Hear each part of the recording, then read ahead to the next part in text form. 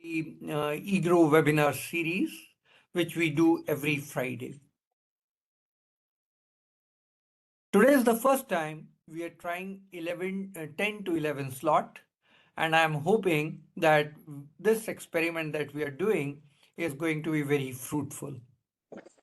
Nevertheless, most of the people do watch our recordings on Saturdays and Sundays, and I get the comments by Monday.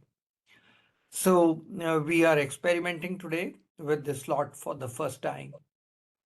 I want to welcome you all to the EGROW webinar series. We have done more than 300 webinars so far. We have been fortunate to have 6 Nobel laureates come and speak on this EGROW webinar series. We have discussed domestic and international contemporary issues. We, during the G20 presidency, did 11 webinars on new international economic order, 6 on climate, 6 on women empowerment. We, over this period, have covered very diverse fields: geopolitics, economics. Those are the major areas. Socioeconomic issues like poverty, unemployment. Those are the socioeconomic issues where we have focused on female labor force participation. With all these webinars, we have always been inviting the best minds across our country, the best minds from across the world. We have had a blend of Indian speakers, and we have had the best of minds from the non-Indian speakers. The effort is that the policymaker should get the best inputs in their decision making. That is the very objective of this think tank, research-based policy advice. The webinar series started during COVID, and the interest was so heavy that we are booked under this Friday webinar series till end of May. So you can imagine, and the people who are coming on till end of May are all who's who of the areas which they represent. With this brief introduction, let me now invite your attention to the topic for the day. India has been a long-standing friend of Russia. We sort of have cultural ties with Russia. Russians love our movies, and we have all grown up in reading books from Russia. I'm sure Leningrad is a household name in our country. We have all read those books. Actually, while we were organizing this webinar, I got a request from many friends of mine in India who told me if there's a Russian representative or a Russian ambassador, can Putin's visit make a declaration that Russian literature, stories of Leningrad, be translated in Indian languages so that people across the length and breadth of the country can enjoy the beauty and long standing relationship with Russia. Olga, this message is especially for you. Now, to discuss the Indo-Russia time-tested economic relations, we have been very fortunate to get Ambassador Anil Trigunayat to chair the session. He has worked on Russia. He is familiar with Russia. He has served in the Indian mission in Russia. He knows the system so very well. We also have Olga. She is the business ambassador of Business Russia to India. And she is going to tell us what she thinks and her own effort in promoting bilateral trade and investment in sectors that are dear to India. Professor Gulshan Sachdeva is a dear friend of mine. He is a professor at Center for European Studies, JNU. His work is focused on European economic integration, Eurasian connectivity, development cooperation, energy security, and India's external economic engagements. Long list of affiliations, very long list of publications. We have invited him specially to come and speak to us today. Professor Dash is with RIS Delhi. Again, he has worked and contributed significantly to work programs on G20, BIMSTEC, Indo-Pacific and Asia-Africa Growth Corridor. His own work on Asia-Africa Growth Corridor development and cooperation in Indo-Pacific and universal banking in India, evolution trends and performance, and several other papers that he has published in peer-reviewed journals and edited volumes. We have with us Professor Raj Yadav, young professor. She is at the Center for Russian and Central Asian Studies. With this panel and just 1 hour at hand, we have a long distance to cover. I would now hand over the session to Ambassador Anil to please take the proceedings further. Ambassador, over to you. Thank you, sir. Professor Charan Singh, it is indeed a great pleasure and honor for me to moderate this session. And thank you for the EGROW Foundation. And we understand all your leadership and the passion on the trade matters. Often we have seen you on the television, and I have been on panel sometime with you as well, sir.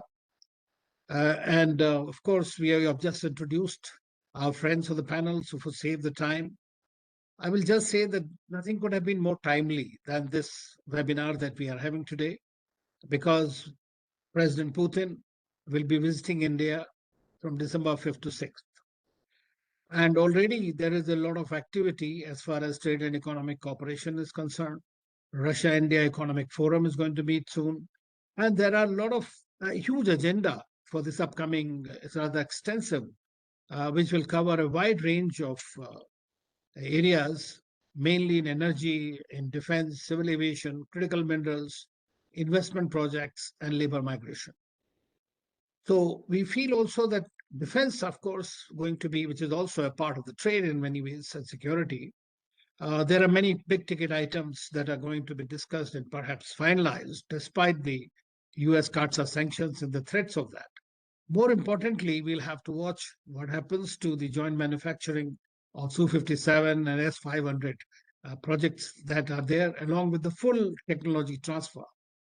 And this is, in my view, a very important time for Russia. Perhaps the only window of opportunity where they can really, through the surplus rubles and whatever rupees they have under that arrangement, they could use to get into a strategic areas of India under the Make in India program. That's up to them now, how they live it. Trade in India, we always used to struggle. When I posted there twice, that it was somewhere around 5 billion, then it rose to 13 billion, and we had a target of about 30 billion. But because of the geopolitics of the thing, from in 2021, about $13 billion, today we have the trade of over $68 billion. And we are now looking at a target of 100 billion, which we could do it very quickly. But as you all know, that once again, there is a major problem. Coming from the West, hopefully Russia-Ukraine war will be settled and will not be imposed with the sanctions for importing Russian oil. Of course, President Trump had used his unilateral measure to impose 25% because of purchase of Indian oil, very uniquely selecting India for his personal vendetta. Now, first time also we are witnessing that with it from 2% barely that we used to import from Russia, although we had invested in my time about 30% of the in Sakhalin of the Rosneft that we had bought with about $3.2 billion. And that investment has paid up many times over. But today we are importing about 35 to 40% of our oil crude requirements, which has stabilized the Indian economy to a great extent. So it's very important. But now that the Americans have also sanctioned the Rosneft and Lukoil, so it's having certain impact on our, especially the trade, which is happening. But good thing is that the Russian central bank is also setting up its first office in India during the visit. That will be decided. That will institutionalize the way the investments will take place, the money trade will take place. That will be a very good thing as far as we are concerned. I was in Valdai in October first week when President Putin himself and his trade minister and deputy prime minister and others spoke that we want to balance or rebalance the trade. with India, trying to provide opportunities for Indian companies to come and invest and come and trade, and more areas like pharmaceuticals and others where there should be a greater focus for them to do that. So I think that that will be something very interesting to watch how we carry it forward. Of course, rupee ruble trade, we are been masters of it during the Soviet times, and that is something that we are continuing to work and fine tune it. And even we have used the UAE as a transit for payment systems to do that. And we have also seen that apart from the crude, the Russian fertilizers, the coal, coke, petroleum products, pearl, precious, diamonds, they increase significantly the imports. It's not only the oil trade that has gone up, but in these areas also. Now, the fact remains that how we are going to provide a greater access to India. Trade tourism must increase significantly, and visa policies should also be sorted out. I mean, it does take time to get the Russian visa, even though they have started the e-visas. Now, with those words, I'll not take much time. I'll request our first speaker, and has agreed because she has to leave, that Professor Raj Yadav to share her thoughts in about 7 to 8 minutes, please. Professor Yadav, floor is yours. Yeah, yeah. Thank you so much, sir. Since I would like to extend my, thanks and gratitude to chair, to professors, panelists, and of course the EGROW Foundation for giving me an opportunity to put my views and opinions on this webinar, which is, as a professor, as ambassador has very well said, that it's very timely because Vladimir Putin is going to come very recently to India, and of course, I wish that this visit certainly is going to give a another fillip for India Russia economic relation. So basically, well, it's very difficult to place my views in, in such a, great and eminent panelist in between.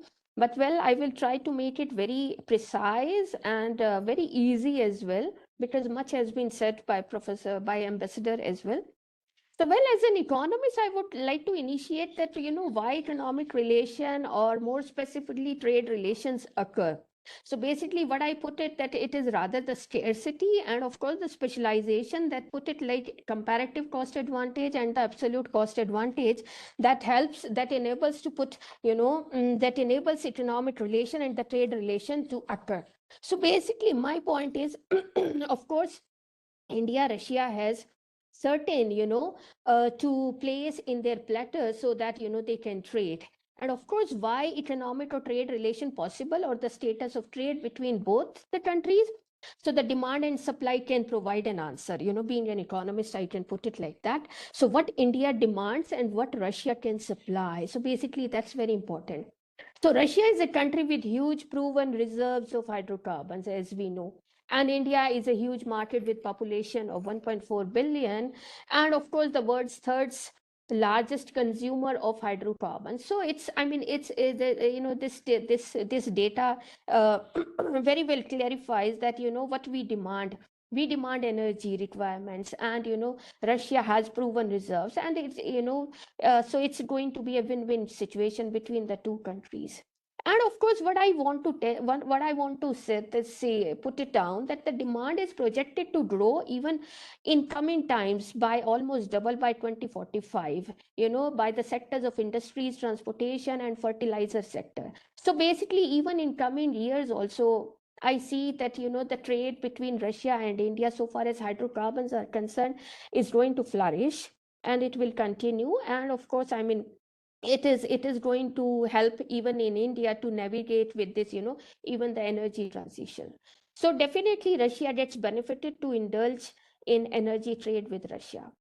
Then why we can say that basically the Russia's proven hydrocarbons can help in navigate India's energy requirement, because actually it holds vast hydrocarbon reserves that is going to sustain even for coming several decades. So for coming 40 or 65 years. So basically it's going to be very good, very in fact very significant for India to have a trade partner with Russia to navigate energy transition. Then, of course, I would say that, of course, I would put it like that, that India is a vital trading partner so far as large scale import of energy requirement is concerned. But so far as India's exports are concerned to Russia, it reflects, bit dismal, because it exports pharmaceuticals, machinery, electronics. That's, of course, solidifies the relationship. But then, it leads to it shows the trade deficit, which is quite unbalanced. And of course, besides this, I would also put it like that, that arms, ammunition, defense, and military inventory is another major area where India actually imports from Russia. So basically, this trade deficit, need to be tackled so that, we have much more that can be, exported to Russia, and we can put it on our platter. And it is very important that we need to put it on our platter by looking at what are the requirements of Russia, and basically the qualities, and of course, for that,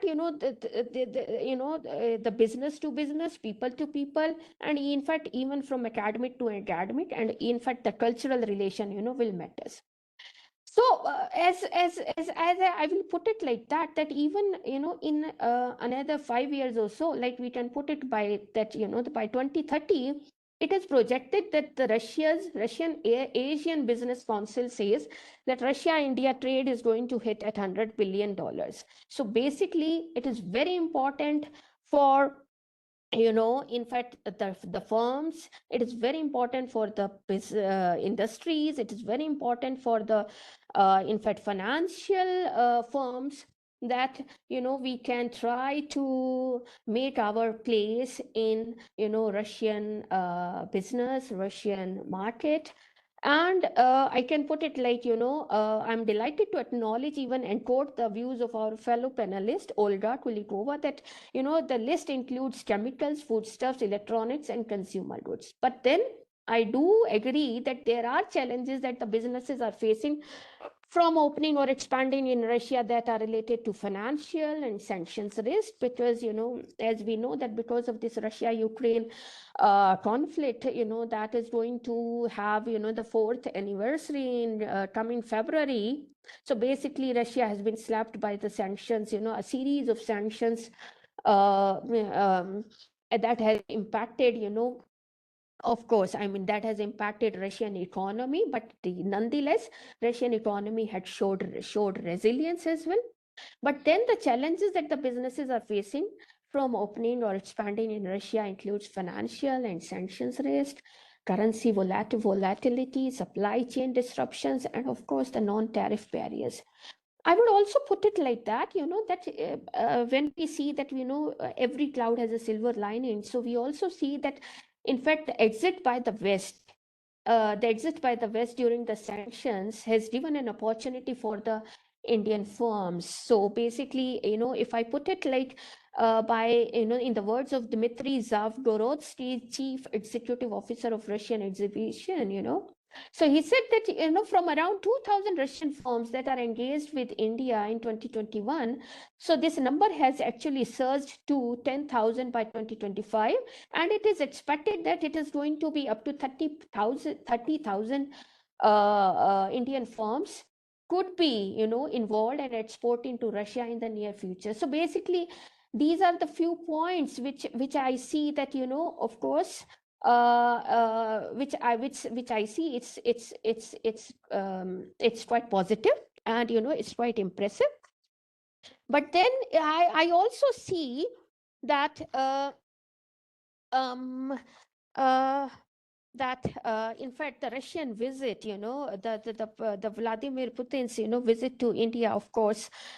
So what we can expect from December visit? So well, what we can see that, there will be upcoming agreements, there will be upcoming collaborations on maritime domain, as ambassadors sir has already pointed out. We also see that, some connectivity projects, then port development, skill building, blue economy is another aspect which is going to get a fillip, and of course the Arctic operation. And what is more, another point that I'm going to add over here is that a vision document is going to be signed, laying out a roadmap for cooperation in sectors like green shipbuilding, ice class vessels, space, agriculture, infrastructure. So what I feel is that, let's be positive and let us let us see that, of course our trade balance cannot be, cannot be very good, in just a few months or few years. But then if the proper policies are going to put by both the countries, and if we will be consistent, definitely we are going to see that trade is going to be more balanced in coming years. And there are many more many more, positive things that are there. So far as so far as One Russian minute, please. economy is concerned, as of One more now, minute, please. what I can put it that what I sorry. One more minute, please. 1 minute, please. Okay, fine. So thank you. Okay. So what I can put it like that yes, in Russia Ukraine, Russia Ukraine crisis, or Russia Ukraine conflict, I have seen that Russia had showed resilience. Russia had showed resilience, and India has played an important role so far as being a very good, mutual respect, showing the mutual respect and the mutual respect and the trade, a good trade partner, with keeping its own objectives intact, and also trying to help out Russia from navigating these sanctions, and um, keeping the economy good. What I want, and I wish really good luck for the Russia-India economic relation and trade relation, even in the coming future. So I hope, this is what I have tried to, be very precise. So Yes. thank you for giving No, me thank you. the, Thank you, Professor Yadav. It was really excellent recap, and the areas that you suggested. You, of course, mentioned about the comparative advantage. It's very important. We both have synergies, but then we yeah. have certain disruptionist forces that are not very happy with the growing trade and all. And so now I'll ask Ms. Olga to talk about how does she see that this can be navigated. We have done so well so far. Of course, India follows this strategic autonomy, but then that also has certain limits as far as the private sector is concerned, because those are companies which are operating globally, and they come under CARSA sanctions under this. So we'll have to look at it from that point of view. So, Ms. Olga, I'll grateful that if you can keep looking, sometimes I'll raise the hand on my this thing rather than interrupting your thoughts. So think that there are 2 minutes or 1 minute left to wind up. So floor is yours, Olga. Okay, thank you, thank you.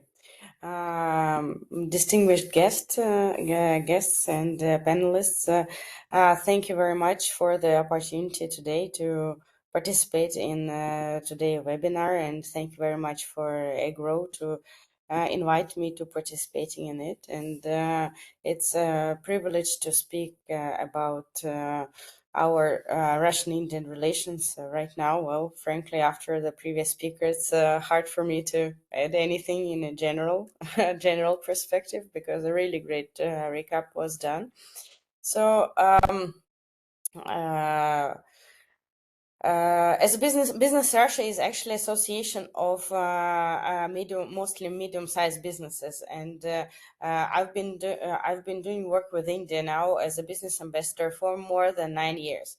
So I can tell you that really we have very big changes that have been that we see that I see for the last 9 years. And yes, the situation with the private business has significantly improved. So I will not be speaking about hydrohydrates, fertilizers, because these are the things that are done by our large companies, and this is something which is not under our, let's say, under our umbrella. Most of our companies are, of course, very much interested in cooperation with India, but there are a few things that actually stop, or prevent Russian companies from doing so.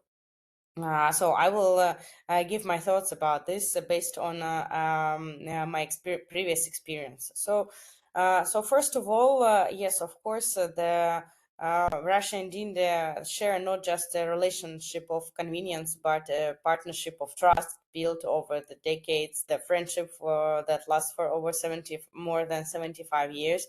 Of course, influences our communication, and political trust is now calling us to do something bigger in economic sphere.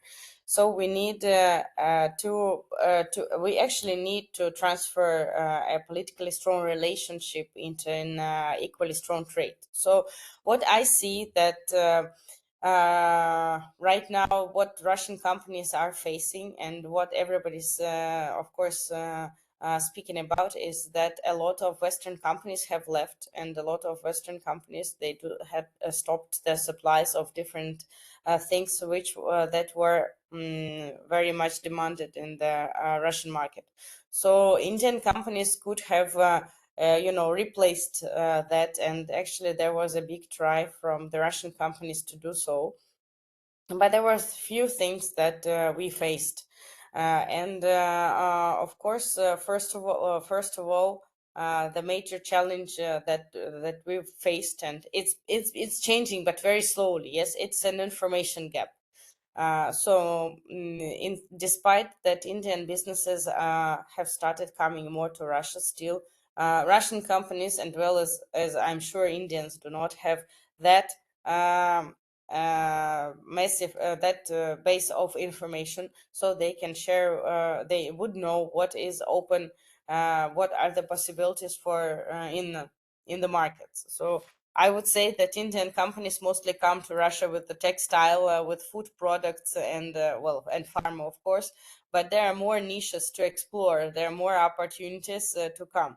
The question there is the price. That, as we know, I'm sure everybody knows that now, from import to Russia perspective, Indian products are competing a little bit with Chinese, and price wise, that is always a challenge. And for Russian companies, despite their big desire to work with Indian companies, price is always a challenge. And when the conflict with Ukraine started, we had more than 100 requests every day for products from India, for the to instead of instead of the Western things, but we just couldn't offer anything price wise that would be more competitive to China. That is a big question, and now we're having an initiative so that Russian business associations and Russian governmental associations that help with Russian export and import from India to India. So they would think about some structures, so they would maybe decrease somehow, either, I don't know, the taxes or the something relates to imports from India, because price wise it's very difficult to compete. That is thing number one. That information that is out in the market, that everybody knows now in Russia, that it is very difficult to work with India and very high prices. So this thing and this information we have to overcome. This information we are trying to, or me personally and many other people, we are giving webinars, speeches, and saying that you have to try, you have to proceed and do something first, then believing this or that information. So this may so information gap, yes, for Russian companies it's very difficult, and very difficult to find a trusted partner, and very difficult to have a sector specific guidance, because overall general information is available, but going into the specific sector and getting something, I don't know, starting from OEM spare parts, for example, or machinery, or CNC machines. That is very specific, and not so many people can help Russian companies with that. Though I do agree that a lot of engineering goods, not only pharma, but also different life science, different medical devices, they have very big potential in Russia. So it's just the information issue that you're facing. Second, of course, it's language issue, as it is there, and differences in differences and different standards, in technical standards and certifications, labeling requirements. Yes, of course, these things that face every company when entering the international market. But when it comes to cooperation with India and Russia, both companies from countries find it extremely difficult, long, and very pricey, to do so. So that stops a lot of Russian companies from proceeding to working with India. I see big potential in this Make in India program. So now Russian companies becoming more and more interested in doing some localization of their products in India, with going into the Indian market first and then exporting to third countries, because so politically wise, yes, and this sanction situation gives a big opportunity to this particular segment.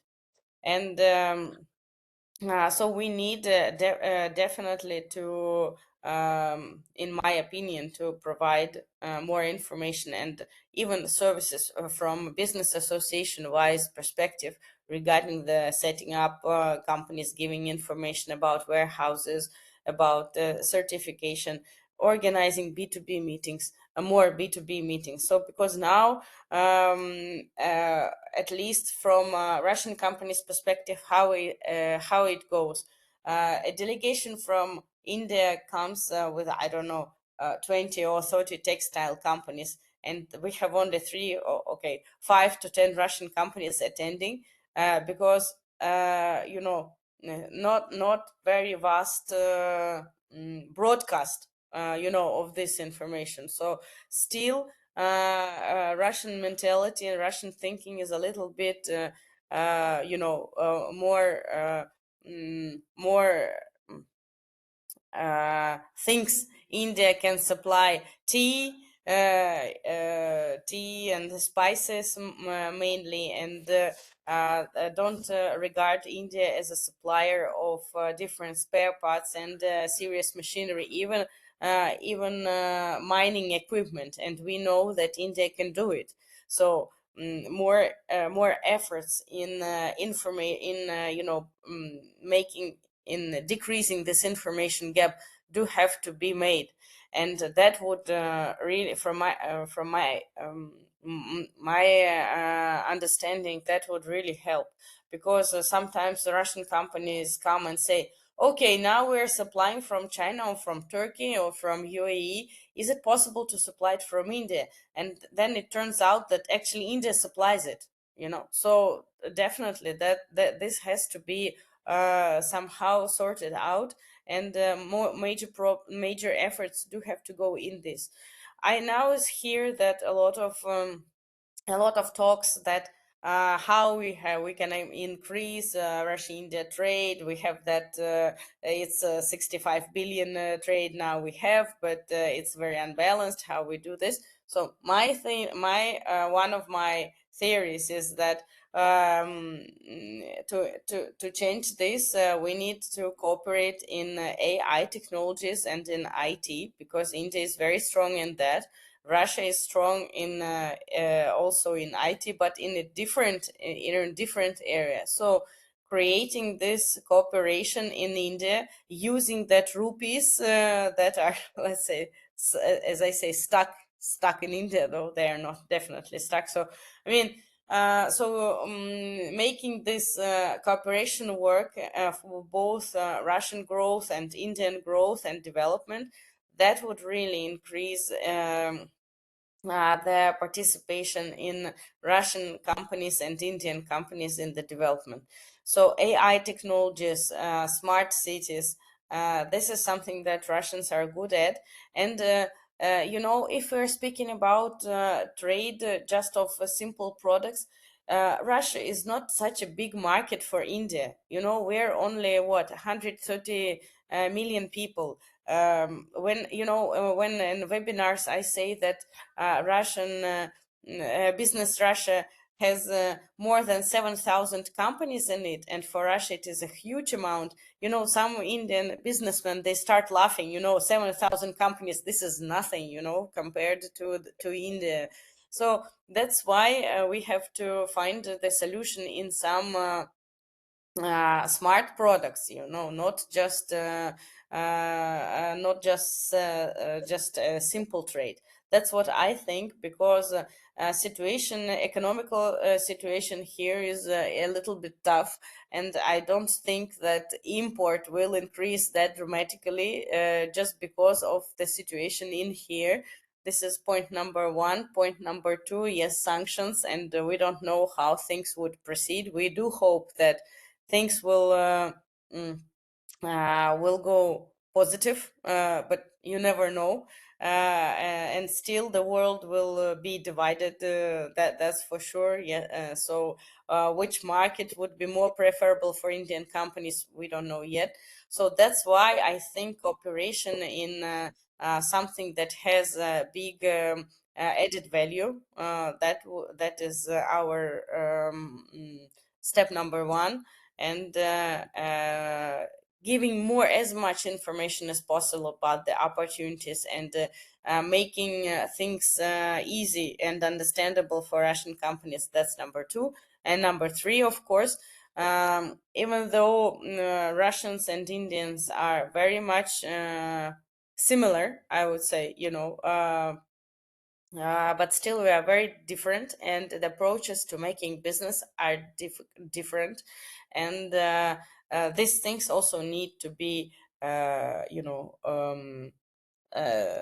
somehow explored, and give companies this background how to cooperate, because sometimes we call ourselves cultural translators, cultural interpreters, because Russians do not understand what's happening with the Indian partner, and vice versa.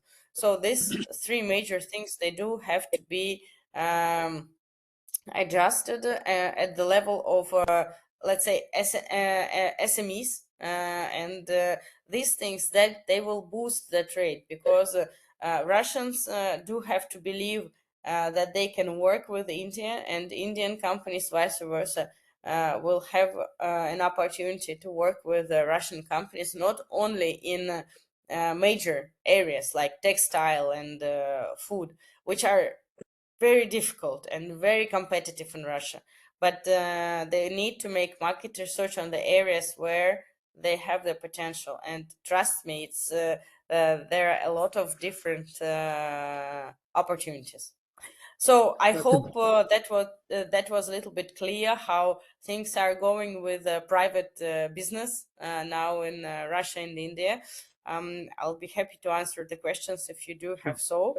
And yes, I hope this next week trip of Mr. Putin to India will give a significant step ahead for the boost of the trade. Let's hope for the Thank you. best. And yes, I do believe that Russia-India trade will increase, as well as our relations, not only in military, nuclear, and carbohydrates. So I'm sure we do have many years of prosperity ahead. Thank you very much. Thank you, Olga, for that very practical tips that you have given and the problems that you have identified. And I'm also president of a chamber of commerce, and I could exactly say the same thing about Russia, what our Indian companies face and feel. But we have to overcome that. In today's time and age of technology, the language, the interpretation, translation are not such great barriers, and we need to work out. SMEs, of course, as you know, they are the backbone of India's industry, and therefore we need to promote them. And I'm glad that you are doing the job very well. And we'll definitely, I can assure you that we'll have a business seminar together with you separately, B2B format. I have served in Russia twice, and I know that how it works there totally. No market is easy to crack Absolutely. because many of the country, every country has its own nuance, and therefore we'll have to overcome that somehow. But thank you very much for those practical tips. I'm quite sure that our people who are dealing with this will understand. More studies have to be done. I tell you, a lot of interest was there in Far East investing, where there's a strategic approach from Russia as well as India, both to do so. However, when I tried to find in what areas and where we can invest, I could not find even two projects specifically given to us whereby I could, get some companies to come and be interested. And I conveyed it to your ambassador and trade commissioner very well. So I think that the information gap is very, very important to overcome, in which you and EGROW Foundation are doing great job, and that's the purpose of this seminar. I will now request my friend Professor Gulshan Sachdeva to take us forward exactly how it looks at it. And I hope we'll have 5-10 minutes later if you guys just use about 5 to 7 minutes to put in your thoughts very precisely. Professor Sachdeva. Thank you, Ambassador Trigunayat, and thank you, Professor Charan Singh and EGROW Foundation for this invitation. Uh, since you have 7 minutes, you said 6-7 minutes, I'll just make 6 or 7 points, if possible. One is, it's very clear that when we are discussing India-Russia economic relations, you mentioned timing. Timing is so important at the moment. Not just President Putin is visiting. That, of course, is a very important event. But,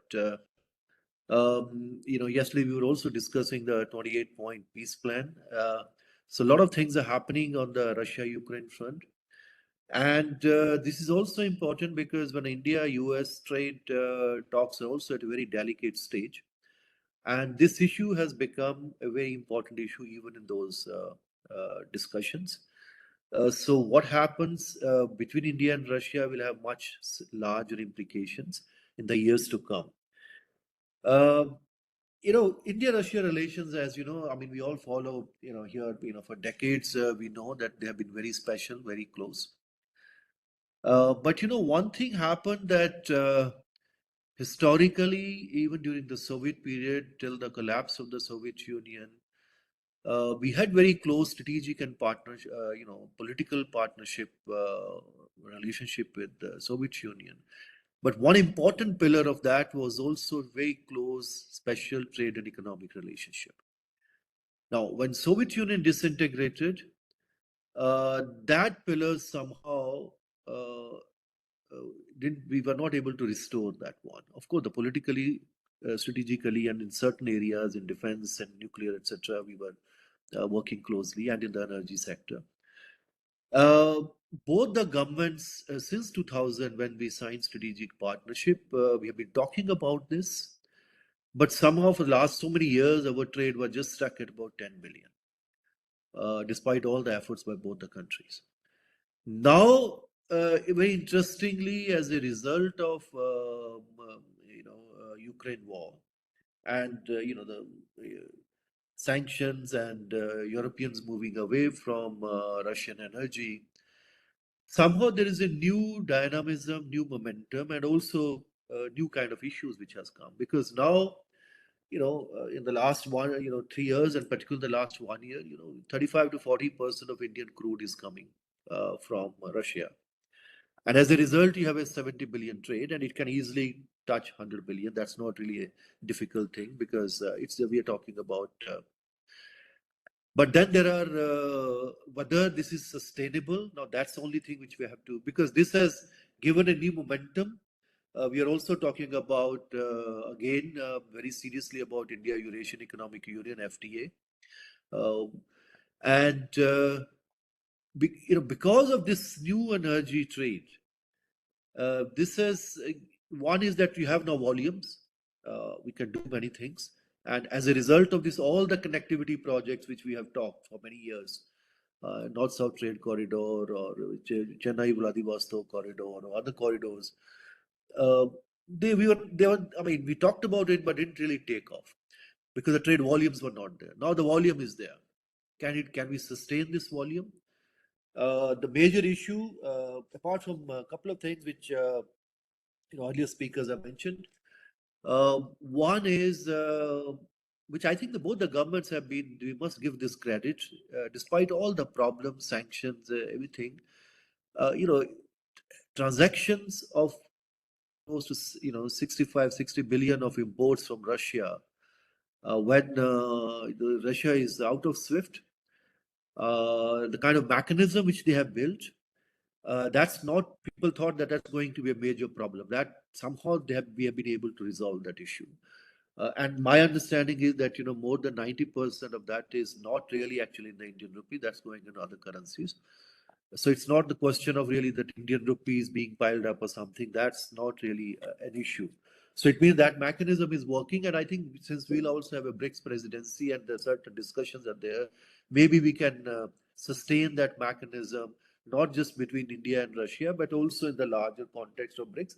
Because, if you're talking about energy, many of the energy producer countries are in BRICS and energy consumer countries, and they're already having their bilateral trade actually in the local currencies.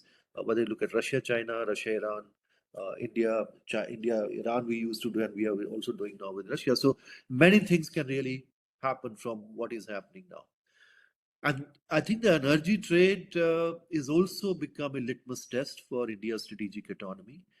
Now, to what extent this is, Dr. Raj mentioned about energy transition. To what extent this is really important for India's energy security and energy transition. I think we should also not need to exaggerate too much this issue, because one is India will continue to buy energy, whether from Russia or from others, because that's what our growth is, and we need to have energy. And large part of that is going to be fossil fuel, despite our all ambitious targets on renewables and net zero, etc. So to some extent, what India has continued to buy, this has also helped energy security globally, in a sense that we were able to keep prices low because we continue to buy, because Russia will continue to be a major producer and exporter of energy. But a large proportion of that oil actually has not been used in India, at least till very recently. It was being processed here, it was being exported. So in fact, if you look at our exports, we have also become very significant exporter of petroleum products as a result of this. It means we have a huge refining capacity now, and that refining capacity is being further expanded with this oil, and very significant part of that was being exported. The things are dynamic now from next year. Europeans perhaps will not buy this. That's what they are saying. So maybe they're looking for new markets. Possible you can find new markets. But there's also another issue, because apart from, and we also need to perhaps bring more Russian oil to Indian as well. That will strengthen our energy security than what has been done so far. But if we also continue to also become a major, processing of this oil here, refining here, that perhaps later on will also have a different other kind of issue, because processing, refining energy is not a very clean business. So you'll have other climate issues which perhaps West would like to use, many other scholars would like to use, that will also come under threat from a very different kind of narrative. That as a result of this, India's climate and other issues are affected negatively. So we have to be aware of this. And the point which I think the points have been mentioned again and again about India, Russia thing, that because of deficit. Of course, no country would like deficit. But I think if you're just buying only energy, it's going to be largely deficit kind of trade. So we have to really look at the basket of products. And some of the point Olga has mentioned, information and other issues, language. But I think earlier visa used to be a major issue for small businesses. I think that part has been, I think dealt by both the governments very effectively. So visa is not really, I would say, a major issue at this point of time, but so many other issues and uncertainty. So just last point, because, I can see there is no time here. This will also have a major, I would say, impact on our connectivity projects. Because if we continue to, because the central pillar of India's connectivity. Now, of course, we also talk quite a lot about IMEC, but for the last many years, international north-south trade corridor was one of the central pillar of India's any kind of connectivity thing. Since there is a possibility. Now, the problem has been now because Russia is under sanctions, Iran is under sanctions, so it's not really, and businesses are obviously, they're not very confident that, if they start doing. So those are the uncertainties which will continue to be there. But I think the way our governments have handled this issue, I think there are, of course, I mean, there could be certain disruptions, as I could see the way in the energy trade in the years. I mean, at least the next couple of weeks. But already now the linkages have been built, mechanisms have been created, and businesses from both sides know how to deal business with Russia, even despite having all the adverse circumstances. One can only hope that with the new kind of momentum which we have now on the the Russia-Ukraine war and all the talks which are going on and going to be there in the next days and weeks, if some positive things come out there, and then this particular leg of our trade, energy trade, is somehow not under sanctions, not under pressure, then I think the future will really build on this, and many more options will open for India and Russia to expand this trade into many more areas. Thank you so much. I'll come back if there's any time. Thank you. Thank you, Professor Sachdeva, for very concise and very precise analysis that you have given of both the pros and cons of the relationship, and that there's great hope for this relationship. There's no doubt about it.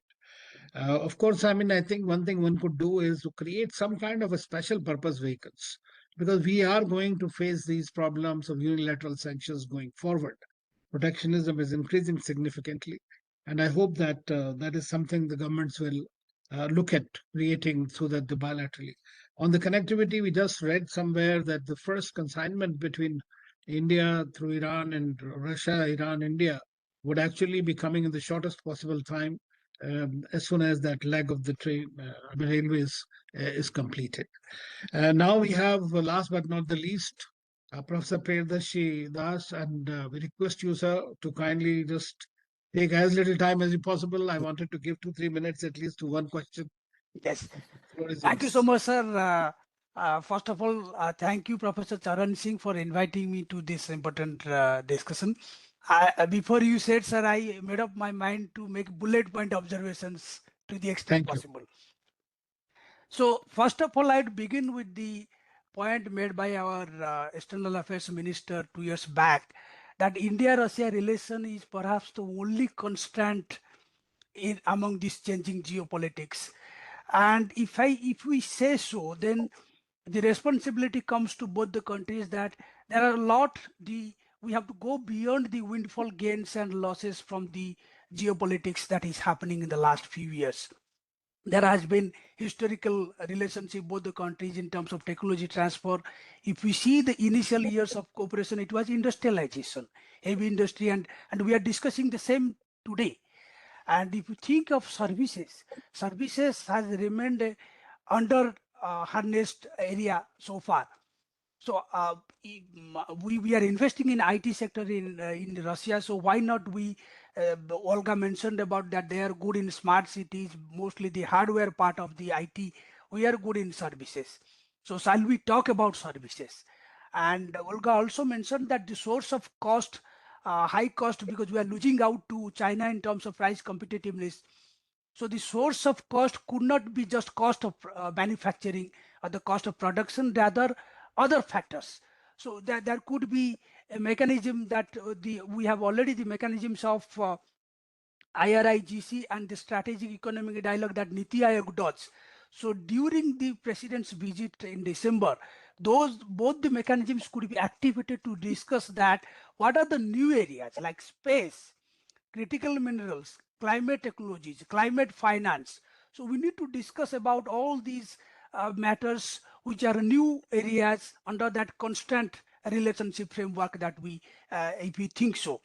As far as the maritime connectivity is concerned, uh, I understand that we are not having the containerized traffic between Chennai and Vladivostok. So whatever is necessary in terms of making the protocols for the changing traffic composition of the goods that could follow through whether INSTC or the Chennai Vladivostok Maritime Corridor should be discussed in this seminar. On the rupee trade, sir, I surveyed and wrote a paper a few years back. It was working well because there was a command economy in the Russia. So they were honoring to the extent possible that let India export few goods to us.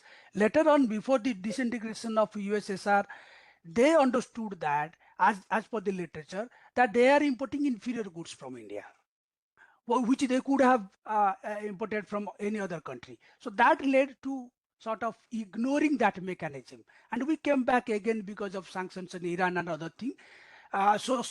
Investing the surplus rupees by Russia in India, as you mentioned, Ambassador, in the beginning, that could be discussed during this time because there is no other way to correct the trade balance which is growing in favor of Russia. Even though we sort of cut the supply of oil. Last 2 points, India's investment in Far East, which was discussed by another division of ME. So why that is not happening? What is preventing the investment? India has announced a few investments there that has not happened. So what actually prevents India to invest there? Is it the geopolitical factor, or it is something connectivity or something else? That is a point to be highlighted. And there is a need to diversify oil trade to the other sectors. As I said, services could be technology, joint technology development. The last point is there are think tank level engagements for G20, BRICS and others where Indian and Russian colleagues engage, but it should be more of bilateral think tank and B2B engagements. ICWA does one mechanism of India-Russia, but then it could be expanded to other areas where economic and scientific cooperation could prosper, because I have seen in T20 and BRICS academic forums, we very often agree on many issues, but then there is no mechanism to work on those issues. So I think in the interest of time, sir, I'll stop here. If there is any further intervention needed, I'll definitely contribute. Thank you so much. Thank you, Professor Dash. Very, very pointedly, you made very, very serious and important issues that you brought out. Of course, Far East has tremendous potential for us because India had also extended a line of credit, first time to a developed country, of $1 billion. And that has remained underutilized. And I often ask my colleagues in the ministry. As I mentioned, that the problem is also non-availability of there is a political will. But the roadmap is that what kind of projects the companies can do that. And secondly, you are right, absolutely. There is a fear also, especially the smaller companies. And the bigger companies, in any case, are everywhere else, so they have to be careful. But even the smaller companies are not very sure. So therefore, government will have to create a certain kind of startup fund for Russian to investments in Russia, provide seed capital, let them help whatever kind of technology. The services sector, of course, holds a great potential. I remember when I was there, I read somewhere that Yahoo CEO said that even if I have to interview a Russian programmer at midnight, I will happily do so. So Russians are also extremely good. We have to synergize our capacities and capabilities, and that will be extremely important. And there are think tank to think tank discussion. I'm part of some of them, but at the same time, specifically focusing on economic momentum, it is always into the IRGC and the government mechanisms. So it is very important that organizations like yours, as the RIS, must take the lead in that and do that. And since you are part of the MEA, it should be flagged through the chairman. That'll be a good idea. And he's your man, our man. So I think that something will be done. If there is a question, I think we can have one question at least from the floor, if there is anybody, or a comment.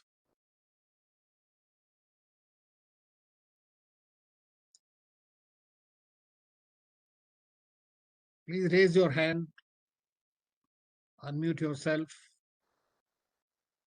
It looks like it has been a perfect webinar where there were no questions. So, Professor, I'll pass on to you, sir, for your comments and question any.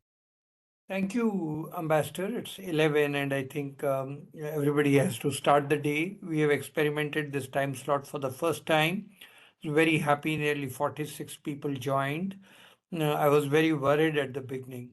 Now, even if there are some comments and questions at this late minute, anybody would like to ask a question, raise your hand. I don't see any. And we are finishing dot on time, which I think is a very There is good one thing. hand. That is one hand, sir. There's a hand. Okay, please go ahead.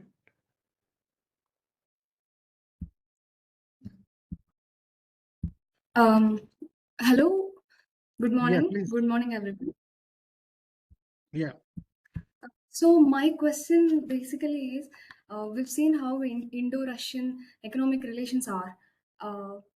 My question is, how should we view other countries' opinion on Indo-Russian economic relations? Should we let the opinions of other countries' views influence our trade, and how should we proceed with that? Either US sanctions or any that sort. Thank you, sir. That's it. Well, as far as US sanctions are concerned, they are unilateral sanctions. Officially, India does not recognize unilateral sanctions. But at the end of the day, the businesses are to be done by the companies. And the companies look at their global interests. And if there are CAATSA or secondary sanctions that are very well imposed, you have seen that Indian companies have been pulled out, they have been nominated, they have been sanctioned by United States. So they are also worried in that sense of the term. Now, as I mentioned, that we could create certain kind of, we'll have to do that. It's a manner, create special purpose vehicles, the big companies between the two governments, and they do business between India and Russia, no third country. So let there be sanctions. So those are the kind of things. Iran, you understand, we had to stop imports of complete oil from Iran. We used to import about 12%. So whether you are there, but you are in the global marketplace. So you have to, my relationship with Russia may be very, very important, but at the same time, economically, the companies will think that for them, United States is equally important, or the West is very important. They don't like to come into the firing line as far as possible, and there is very little cushion for them in that case. So you have to have different kind of companies, different kind of strategies, and that is what is being worked upon. And I think that this time, during the summit, there would be discussions on these particular dimensions. Thank you, sir. Okay, sir. Now, may I pass on the floor to you and thank all the speakers. They have been amazing and very, very clearly everything has come out. And sir, I pass on to you. You are You are muted, sir. Thank you so much, Ambassador, for conducting this and for coming and talking and sharing your thoughts at different points, including the introductory remarks that you made. I also want to thank all the four panelists, but especially the last two, who were able to summarize in 7-8 minutes very concrete things. Means I've been on the panel many times, and I really sometimes feel bad when I'm the last speaker because you prepare and then you're told to cut your presentation by half in time. But both the speakers have done a wonderful job, both the last two speakers, and they sort of carried wealth of information in their brief comments. I also want to thank Olga. She's brought a new insight, at least for me, Ambassador. The thoughts that she brought were for the first time I was hearing those thoughts. And though I'm an economist and I've been interested in Russia, it didn't occur to me that they're a country with only 13 crore people as against our 150 crore people. And therefore, the scale and the dimensions have to be kept in mind. And the other points that she brought out, I'm surprised. Her frankness and truthfulness in bringing out and flagging those issues in terms of cost. I was very impressed. I'm also impressed with your thought, Ambassador, where you say that we could start thinking in terms of subsidizing something so that this relation with Russia becomes more solid and concretized, and therefore the people to people interaction begins in a bigger way. Means, if possible, I would like to open my think tank in Russia and get to know the journey that they had. And remember, for first 70 odd years, we were the mixed economy because Russia was a communist and a socialist economy. And therefore, to understand the Indian economy, knowing what was happening in Russia would be so interesting for us, for students of economic history. So I thank you, Professor, for that thought also. I must thank all the participants who have joined us in the morning session. As I mentioned, this is the first time we experimented with this time slot, and I thought it was quite good. Normally, we have 75 to 100 people, but we did make it to 46 even in the morning slot. That I think I must thank all the participants who joined in the morning session on a Friday.